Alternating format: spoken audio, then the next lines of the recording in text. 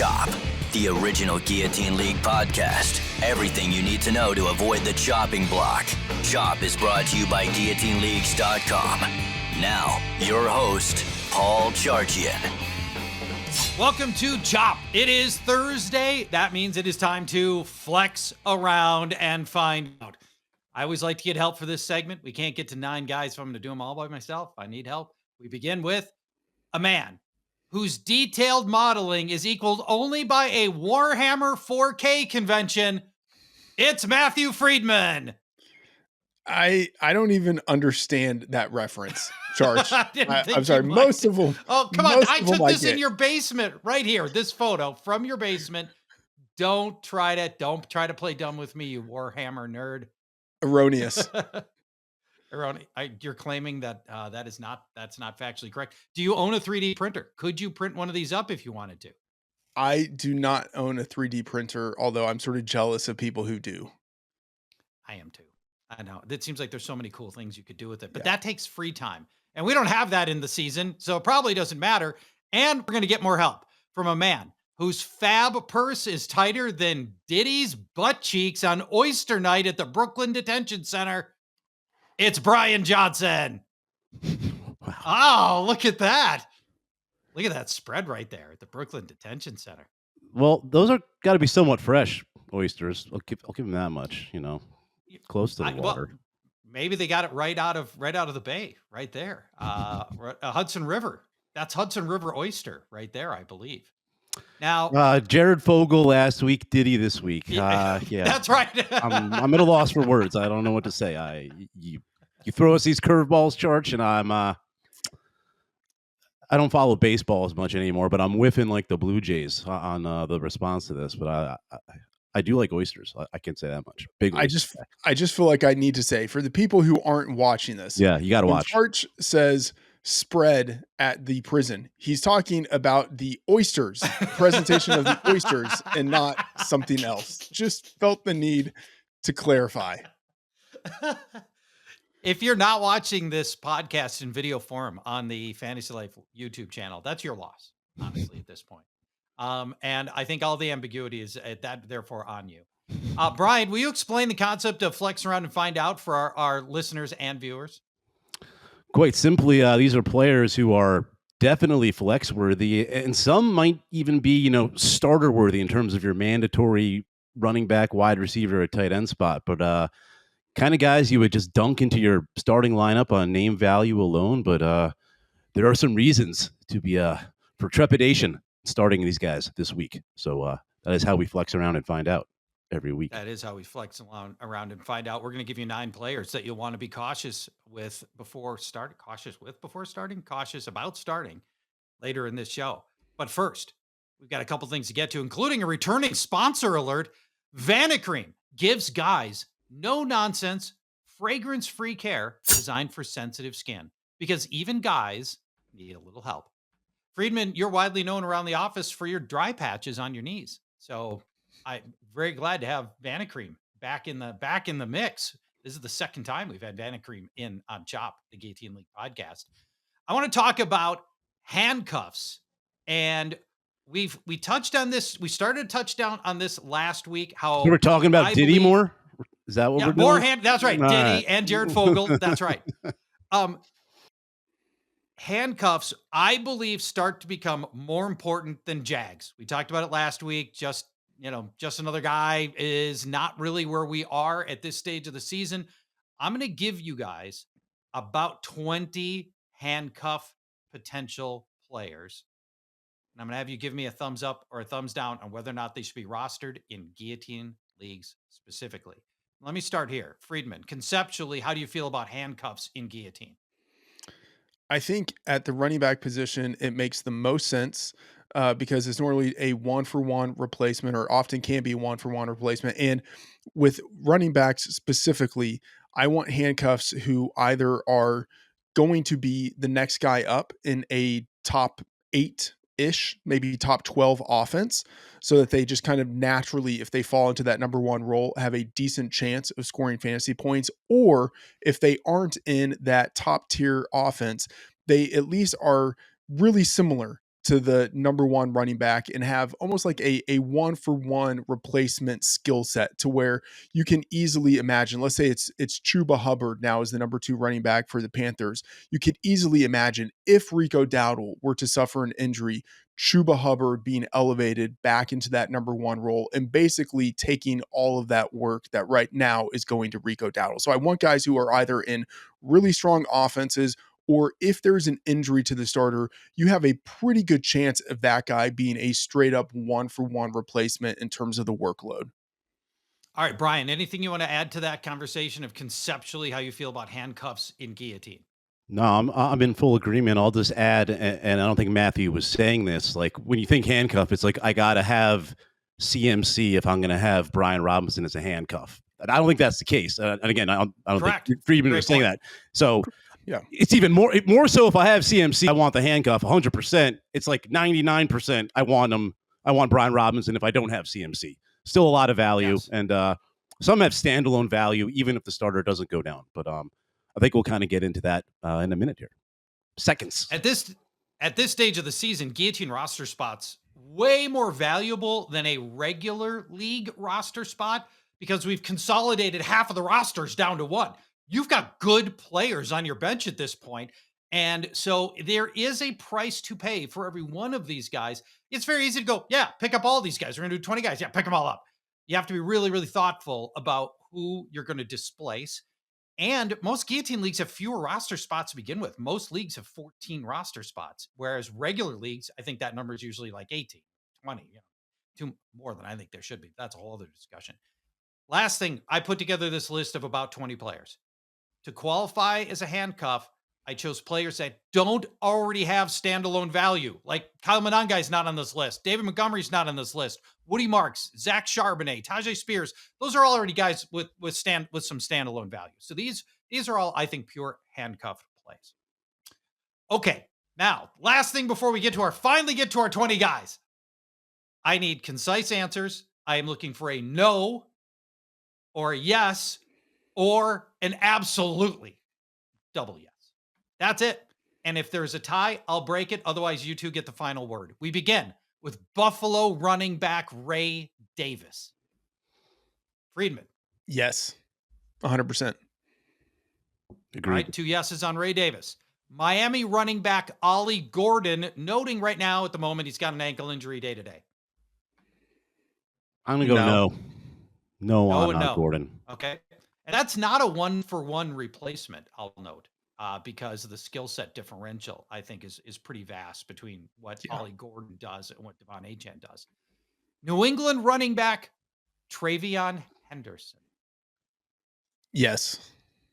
I'm going to go no. I thought that Jennings kid looked kind of interesting. So I don't know if Henderson's just a dunk, or bell cow. So I'm going to go no there. Close. I'm going to break the tie on no. Jets running back Isaiah Davis. Freedman? No. Nah. No and no. All right, not handcuff worthy. Baltimore running back Keaton Mitchell, who I think Justice Hill would remain the third down guy. I think he would keep the role he's got. I think Keaton Mitchell would walk into Derrick Henry's rushing production, or at least a lot of it. That's my assumption when I made this list. Friedman, thumbs up, thumbs down on Keaton Mitchell. Yes, he's explosive enough, and the offense is good enough. Okay. In a guillotine league right now, for me, no, based on the assumptions. I'm on the fence, but I'm going to lean no. Okay, I'm going to break the tie on yes, Keaton Mitchell.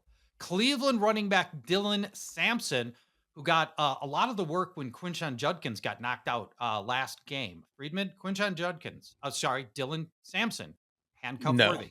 Hard no. Agreed. Very hard. All right, we're all no. Okay. Jacksonville running back Bashal Tootin. Yes. Yeah, and might just steal the job at some point still this season.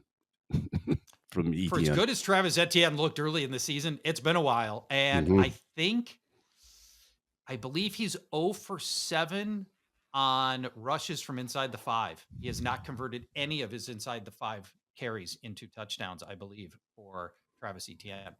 All right, next is Las Vegas running back Raheem Mostert.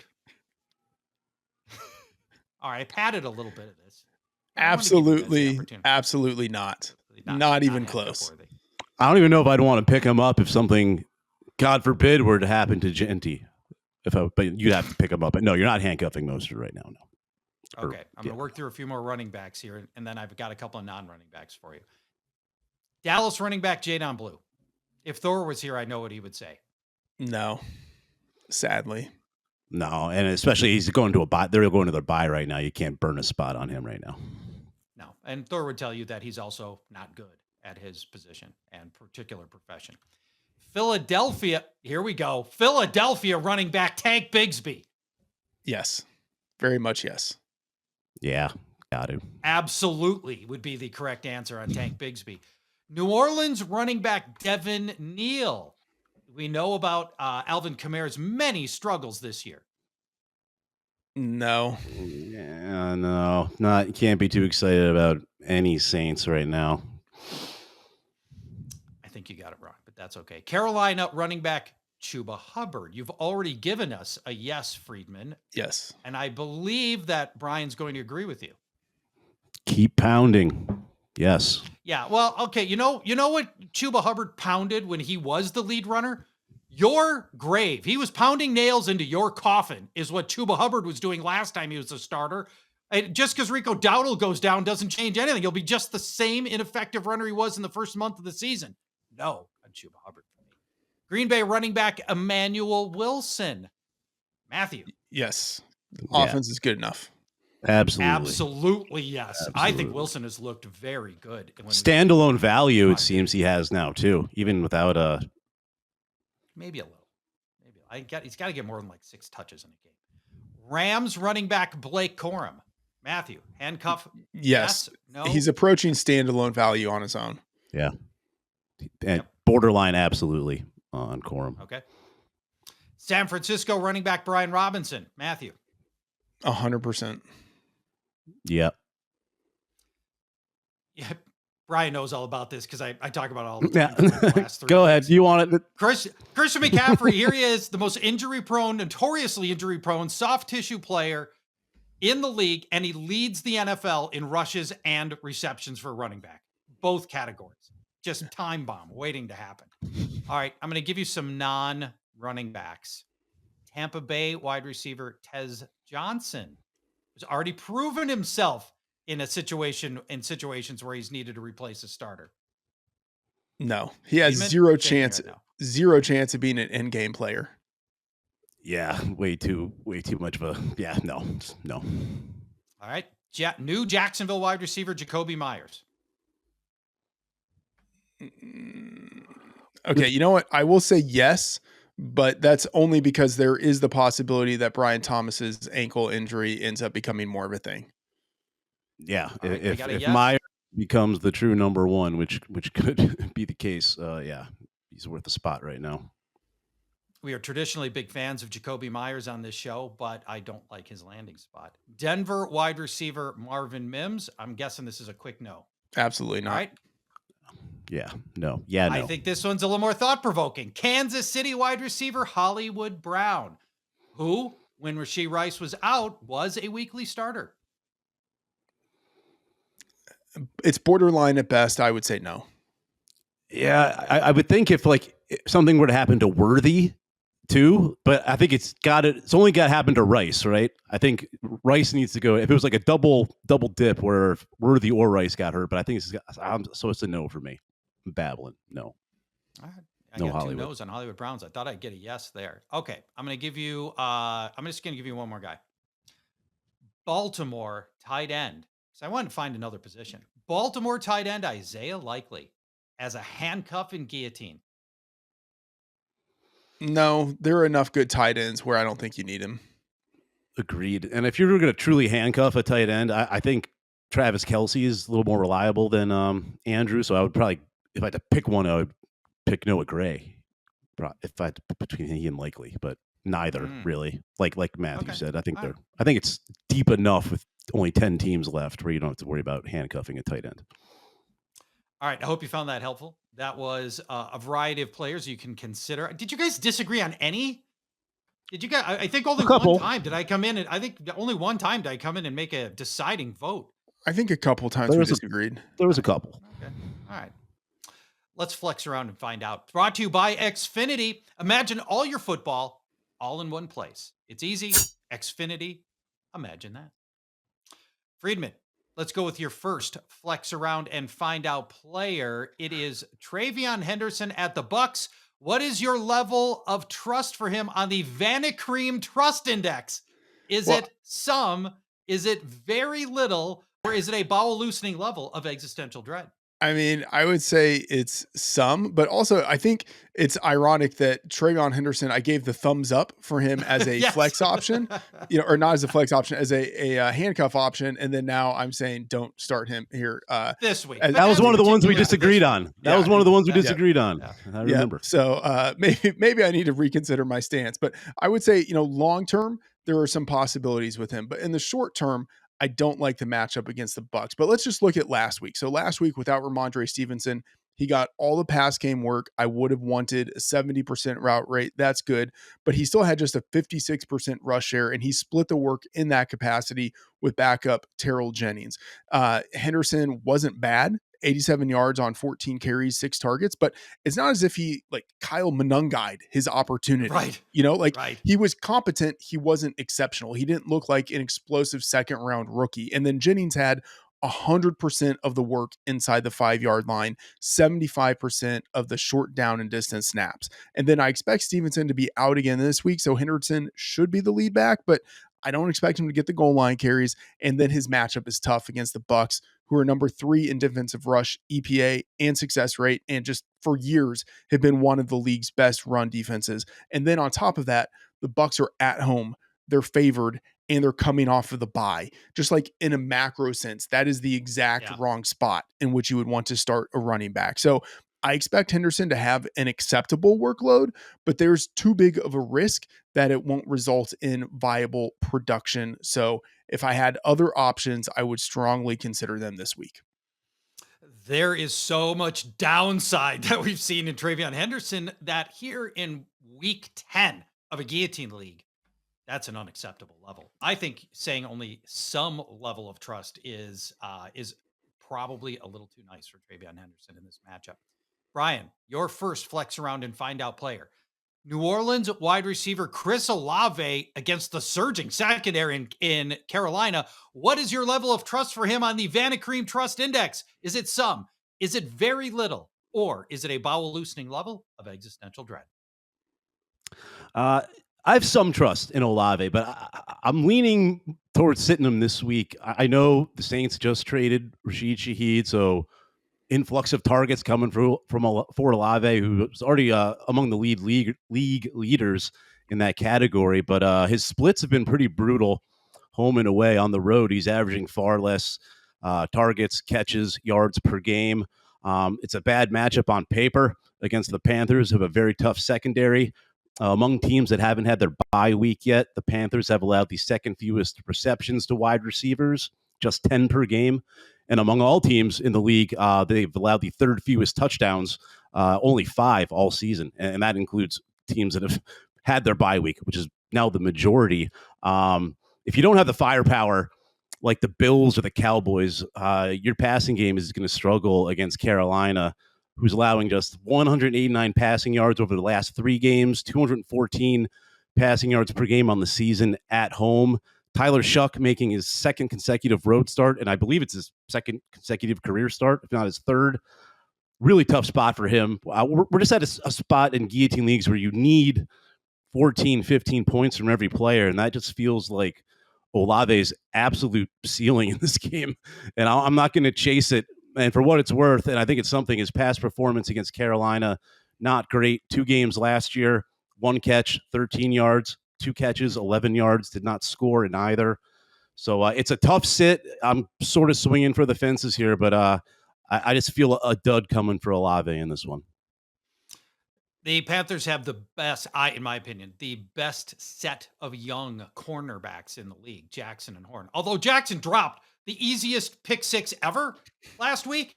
I mean, you knew the ball was in the air like 5 seconds, coming right at him in the chest. He's got a free lane to run. He'd still be running today. I'm really disappointed with that. And if you want to show caution on against the Carolina Panthers, just let's look at last week's results with the Green Bay Packers. No passing touchdowns for Jordan Love in fairly humiliating fashion, might I add. My first flex around and find out player, and it's a biggie.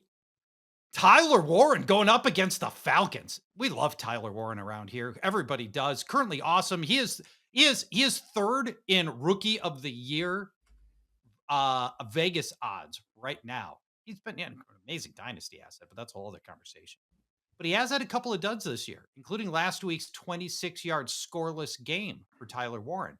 And my hesitation here is just entirely about the opponent. The Falcons are the best tight end defense by a mile.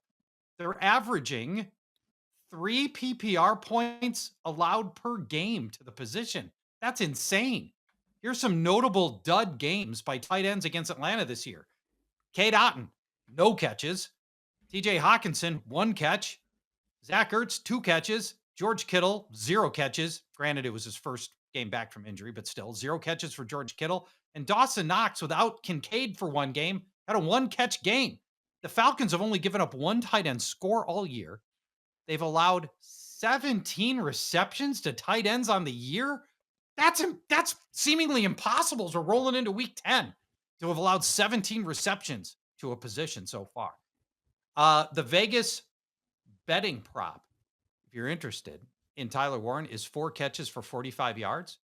That's only 8.5 fantasy points, guys. And as Brian just said earlier, we're looking for closer to 12, 14, 15 fantasy points from our guys, not 8.5. Freedman, what do you think of Tyler Warren? You've currently got him ranked tight end 4, so you've apparently got a little more optimism than I do in this matchup. Yeah, I will say that part of it is, thinking about the difference between normal rankings and kind of quote unquote guillotine league rankings, Yes. right? Where in the normal situation, you think a little bit more about the upside, a little bit more about the median outcome. But, in Guillotine League, especially at this point of the year now, like you really don't have margin for error built in. Right. And so you need to be sure that you have a really solid floor. And to your point, the Falcons' pass defense against the position has been incredibly strong. I will say there are, with 4 teams on bye, just fewer options to choose from. And I think that also results in Tyler Warren kind of being bumped up the rankings a little bit more. But I echo, Charch, everything that you said with the matchup there. You might like kind of look at this and think that Tyler Warren has like a decent floor, but it's like an unstable floor that could just like give out at any moment. Yes, it is an unstable floor. I like the way you put that. The whole Colts offense feels that way kind of with Daniel Jones now after last week. You're like, uh-oh. No, that's going to be a 1-game blip. I hope so. I hope so. Fine. That's going to be fine. Let me mention this. You should be enjoying not only this show, but also a wide variety of Fantasy Life video shows, including the Ian Harditz show, which you can find on Roku, Fubu, the Unbeaten Sports channel, which I was not familiar with until today. YouTube, and anywhere you find podcasts, you can hear Fantasy Life with Ian. That is a fantastic show. And periodically, Freedman, you make appearances on that show. Yes, every Wednesday, Ian and I look at every game we have on the slate, quickly run through it. So we cover every game in just about an hour. Like we cram a lot of information in there. It's a really fun show. That is not easy to do. Yes. Yeah. On Fantasy Football Weekly, it takes us 2 hours to break Yeah. down the full slate of matchups. So to do that in an hour, very impressive. Very impressive. It's a fun show.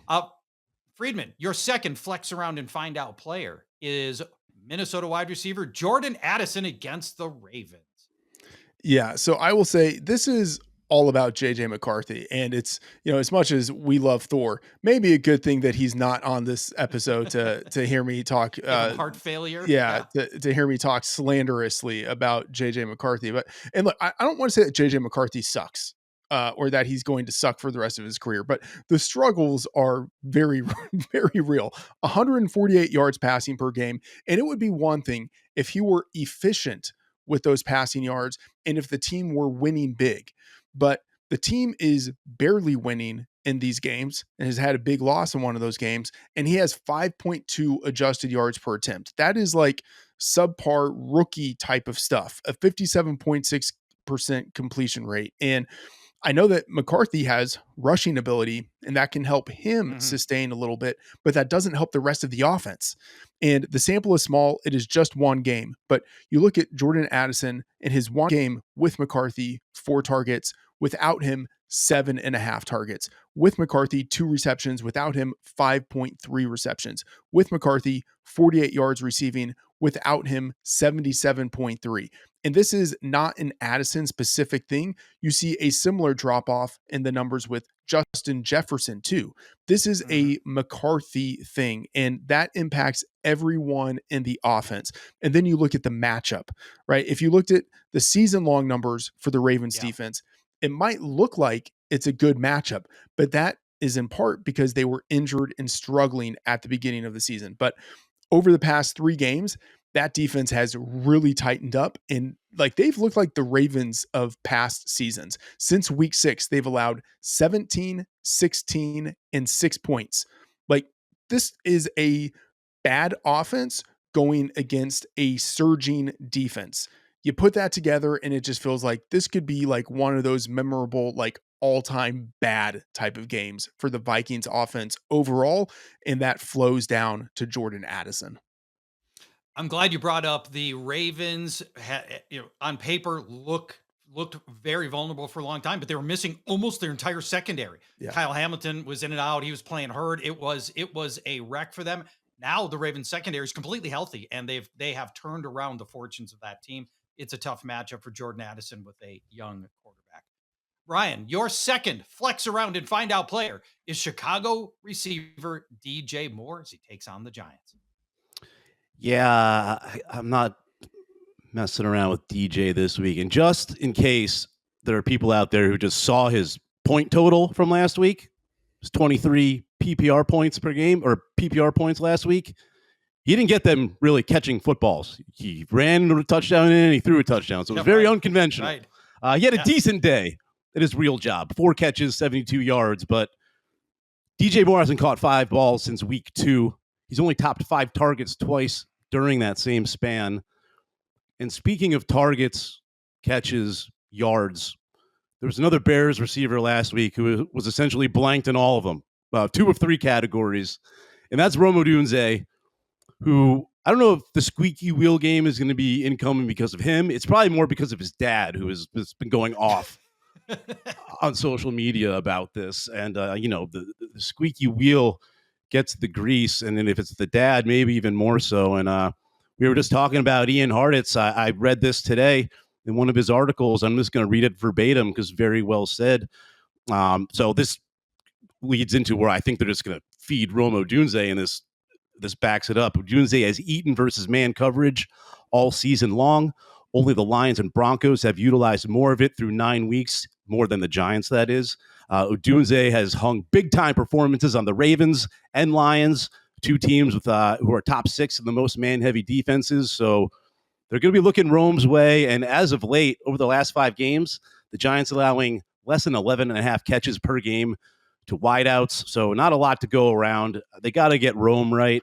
And lastly, Charch, I know you love some early weather terror in the week. Yeah, they're talking snow in Chicago for this game. Wind, rain, turning to sleet. Your favorite form of precipitation. God, I love some. It is my. You might need to teach some people about sleet on this show. Sleet is the people at Fantasy Life have no idea about sleet, and it's one of my great failings that I've been here this long and still have not pounded sleet into the people at Fantasy Life yet. I'll have to learn from that for sure. Get this: the way you beat the Giants is on the ground. Did you guys see this? The past 2 weeks, how many yards? I will quiz both of you. How many yards in the last 2 games have the Giants given up to running backs, ground and air? 175. 2-week totals. I was going to guess over 400. 420. Okay. I'm going to say 350. 518 yards and 5 touchdowns to running backs the last 2 weeks. Wow. San Fran and who? Manungai and DeAndre Swift potentially all day for Chicago. Just thought I'd sprinkle that in while we're at it. Here's some gentle pushback I want to give on the DJ Moore call out. And I will say again, Okay. I think he has a really wide range of outcomes. So like my potential enthusiasm for DJ Moore doesn't diminish the analysis from Brian and talking about the danger that he represents, because I do think that is real. But I will say that since the week 5 bye, Moore has outpaced Adunze in usage. If you look at the utilization report we have on the site, a 58 to 53 utilization score in favor of DJ Moore. And he's also outpaced Adunze in production, 269 yards, the 2 touchdowns versus 177 yards for Adunze. I mean, obviously we saw what he did last week, but like for his career, he's been a pretty good wide receiver. And I will say I'm like a little bit more of a DJ Moore truther. So I might not be like 100% objective in this, but like, I just think that the gap between Adunze and Moore is much closer than what you would see reflected in a lot of rankings. And then to the point about the Giants, the injury report for me is going to be kind of important on this, because they could be without both of their starting perimeter cornerbacks and Paulson Adebo and Cordell Flott, and also maybe free safety Javon Holland. So if those guys are out, then it means that the Giants are all the more exploitable through the air, of course, weather issues notwithstanding. So obviously you want to monitor that as well. But I do think there's a lot of upside potential with DJ Moore, as I would say, kind of relative to Rome Odunze. But of course, if all of those defensive backs are in for the Giants, and if we have a weather situation, then everything I just said, throw it in the trash. Throw it out. Throw it out. Okay. I will be so sad when Chicago builds their new stadium and puts the roof on it. It's one of the great outdoor weather stadiums of all time. We've had so many great snow games, fog games. We had that crazy game against the 49ers in the season opener like 6 years ago. That was an astounding weather game. I will be really sad. I don't have to sit in the stadium, so it doesn't matter to me. I'm not a season ticket holder. I don't have to be the person who has to deal with that, but it'll be sad when another cold weather stadium puts a roof on. Like, Is that a done? I missed. So that's like signed, sealed, and to be delivered. A new stadium. Oh, wow, I believe that is a done deal. Now, the good news is Chicago Public Works are not exactly known for being on budget and on time, so it might be 2040 before we have to worry about Soldier Field going away. I mean, look, yes, they might just start the stadium with the intention of putting a roof on it, and then be so over budget by the time the roof is to be put on that they're just like, you know what, we're going to go with no roof. Yeah, exactly. Yeah, we've run out of money. And we got to scrap something. It's the roof. Yeah, absolutely. Yeah. I've never been to Soldier Field, but driven by it, and when it looks like a spaceship like crashed into like the Coliseum. It's an ugly structure. I didn't love the redo that they did like 15 years on it to sort of modernize it, but it's weird looking. A little bit weird looking. My second flex around and find out player.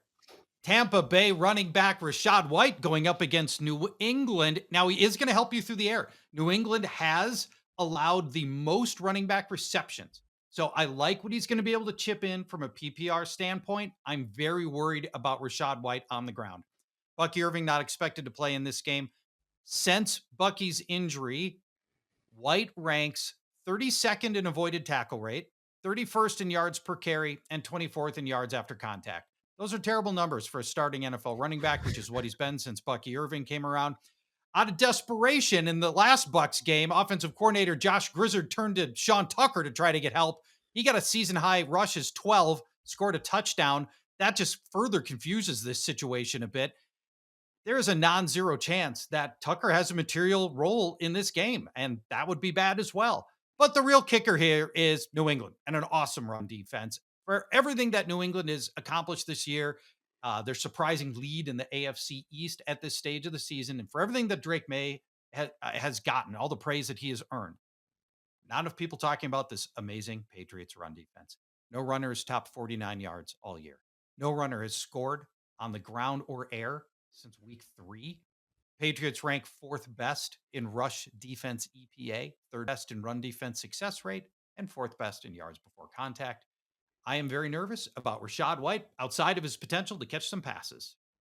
Freedman, you've got him at running back 47. So apparently you share my concern. I will say that ranking was done early in the week under the assumption that we would probably see Bucky Irving. So he's going to get bumped up. But I will say, I agree wholeheartedly with what you said. And the fact that the Patriots run defense is so good, like that is not happenstance. Like that is a feature of the Mike Vrabel defense. And when he was in Tennessee, when that defense was functioning at its best, it was a top 3 run stop unit year in and year out. And he's got the defensive tackles with the Patriots to make it happen. So it is a very tough matchup. As you mentioned, through the air, Rachaad White will have some potential, but I mean, on the ground, he's going to get absolutely nothing. Agreed. Sports fans, you've got to have Xfinity. All the games all in one place. You get all of these features. Sports Zone. Every pro football game and over 1,000 college games. You get highlights, you get alerts, all in one place. There's multi-view, allowing you to view up to 4 stadiums at one time. The Xfinity Fan View with live scores, odds, stats, all in one place, personalized to you. The Xfinity Enhanced 4K. You've got a 4K TV, put it to good use. Let's get 4K content rolling. Xfinity Enhanced 4K. And the voice remote, just say football into the remote. Bang, you're up and running with some football. Imagine all your football all in one place. Easy with Xfinity. Learn more at xfinity.com. Restrictions apply. New residential customers only. Taxes and fees extra and subject to change. All right, Freedman, let's go to your final flex around and find out player. Green Bay wide receiver Romeo Doubs against the Eagles. And this, you don't know this.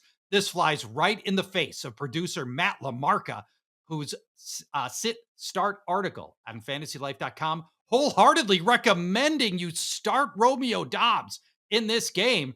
Oh, I see a war brewing inside the Chop podcast right now. Matt LaMarca, very sharp.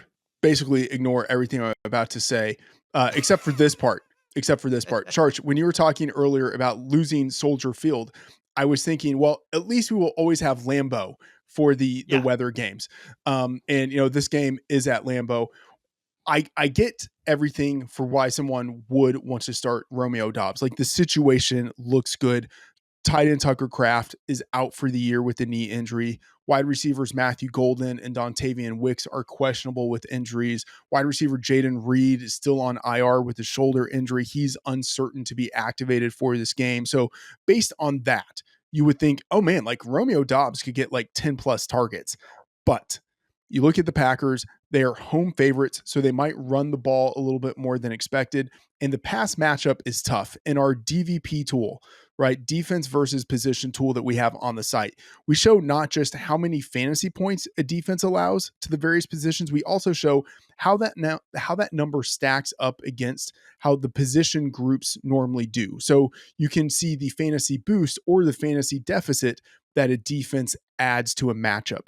And the Eagles are number 2 in fantasy deficit for opposing wide receivers. So the number 2 toughest matchup for fantasy wide receivers. And then also the Eagles are off the bye. They should be rested and ready. And they recently added cornerback Michael Carter via trade. And then on top of that, this is a stylistic thing, but Christian Watson has been extremely efficient with his targets since returning from injury 2 weeks ago.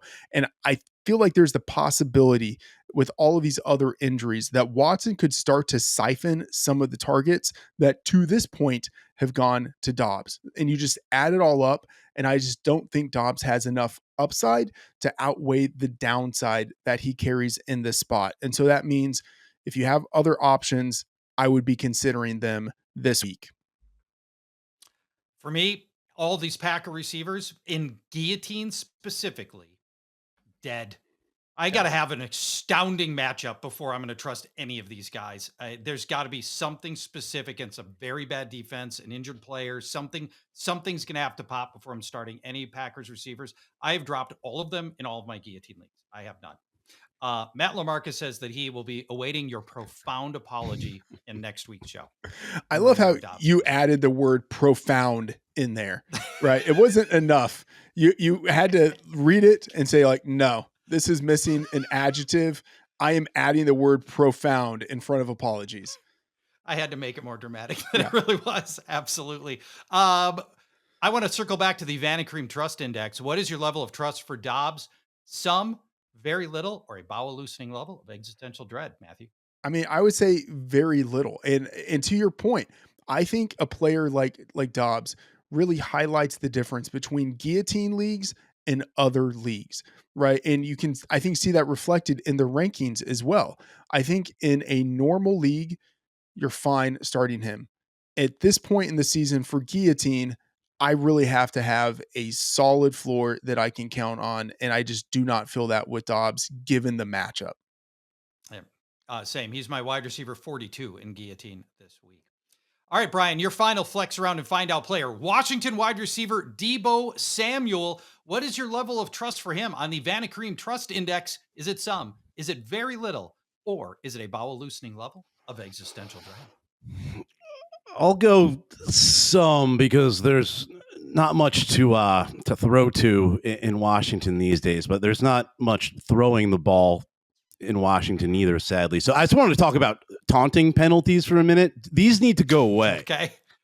I'm referring to the one late in the Commanders Seahawks game. Tariq Woolen, big stop on like third down, taunting, barely did anything, extends the drive. Of course, I'm really mad about this. It cost me like $1,000 because of the Seahawks defense I was using in Showdown. But then Jaden Daniels goes down as a result of this taunting play, essentially. So I'm just so tired of taunting penalties. Let these guys taunt all day long. Like, we're all adults here. Anyway, Marcus Mariota, not good. You can't like any prospects. There's no good prospects for the Washington passing game against the Lions, who are frothing at the mouth, by the way, after getting upset by the Vikings and also losing to the Commanders in the playoffs last year. They've had this game circled on their calendar, and now they get Marcus Mariota coming in, who's just like a sacrificial lamb at this point against the Lions, who own the second lowest completion percentage over expected. They're allowing the fifth fewest yards after catch per reception, 4.6. That's Deebo's MO if he's got any. 6.3 yards per attempt allowed to wide receivers in the slot by the Lions. That's where Deebo runs the majority of his routes. I feared Washington just gets shut out in this game. Detroit's going to throttle them, and I'm not starting anyone for the Commanders. And that includes Ertz. I was going to use Ertz in this spot, but I thought that was too easy of a play, so I went Deebo. I think Deebo is the easy one to bench. I mean, he's averaging the last 3 games. He's averaging 22 yards a game. I mean, I'm not even considering Deebo here. Last 3 games in these 22 yards per game games, his ADOT has been 5 yards, 3 yards, and 1 yard. You can't fill a box score on bubble screens for Deebo Samuel. I will say, in honor of Thor, go ahead, I feel like if he were, because he always you'll need to unmute your mic before you go. Yes, I will say that for Thor, he tends to use like these really great words, and I would think that if he were here and he were talking about this offense for the Commanders, like milk toast would be the word that he would use. I don't know why. I was just thinking of like, what word would Thor use? And milk toast feels like the one that like perfectly describes this like really bland Commanders offense. And this is somewhat of a stray at Thor and JJ, but unlike JJ McCarthy, who had 4 weeks to prepare for the Lions game, Marcus Mariota does not have that on somewhat of a short week. Which also leads into the Freedman's call on Addison, which I agreed with, and yours that McCarthy might struggle because he doesn't have a month to prepare for the Ravens game like he did. Where he had all summer to prepare for the Bears, right? In week 1, had a good game, then had a normal week. Oh, too much. Then 4 weeks for... Okay, I'm done picking on JJ. I'm rooting for him. That's and right. Thor.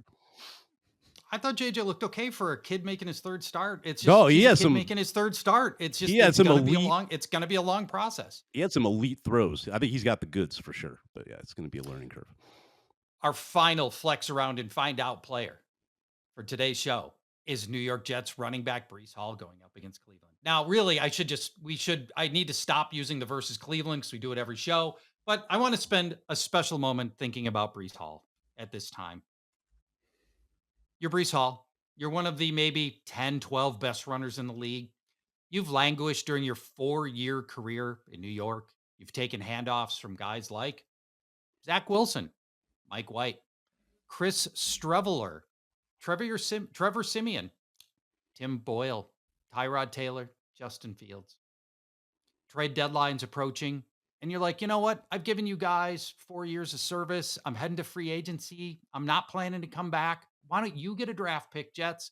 I'll go someplace better, which, by the way, is anywhere else. Do the Jets help him out? No. Reportedly, and I don't know if it's true or not, the Chiefs, a very possible Super Bowl team, offered a 4th-round pick for Breece Hall, and the Jets said no. I've got to imagine he is feeling awfully dejected about that, looking down the barrel of a half season with the Jets as they head their way to the first pick in the draft. Maybe the Jets will just run him into the ground. Maybe this is going to be like Josh Jacobs before he left Vegas, DeMarco Murray before he left Dallas, and they'll just run him into the ground knowing he's going to leave. But the other side of it is the Jets are now without their 2 best defensive players. They're going to be trailing most of the time in most games. We might see a lot more Justin Field passing than we want to. I don't like it. Obviously, the matchup's tough. We talk about Cleveland's defense all the time here. Second fewest fantasy points allowed to runners. They rank number 1 in run defense success rate, number 1 in yards before contact. It's a very, very tough matchup. You've got him at RB18 for Breece Hall. Your thoughts, Freedman? Yeah, I will say before thinking about the game specifically, to echo your points about the mindset of Breece Hall, or like the market dynamics around him. Just imagine this is the same Chiefs team that a few years ago spent a 1st-rounder on Clyde Edwards-Helaire, but wouldn't give up a 3rd-rounder for you. The same team that gave up a 3rd-rounder for Kadarius Toney, but wouldn't give up a 3rd-rounder for you. Wow. Just real like bottom of the barrel emotional stuff Breece Hall could be going through right now. And then there's the matchup. Yeah. The Browns defense really strong against the run. I will say there is the possibility now that a lot of the pass game could funnel through Breece Hall. With them being as bad as they are, they might just kind of lean all the more into him, Paul, to the point of what you said. They could just kind of run him into the ground. And the Browns defense has had really notable splits this year. And they've had similar splits in some past years where they have been like just incredibly elite at home, but, exploitable or, relatively average on the road. And so maybe that could also factor into it a little bit here. But I mean, yeah, to echo your point, there's a lot of downside here with Breece Hall. Final opportunity to mention Vanicream. They give guys no nonsense, fragrance-free care designed for sensitive skin. Because even guys need a little help. Even guys like us. Brian Johnson, Matthew Freedman, Matt LaMarca, your guys. And you've been very, very helpful. Thank you for your help today. Brian and I are back on Tuesday for Week 11 waiver wire advice on the next episode of Chop. We'll see you then, everybody. Bye-bye.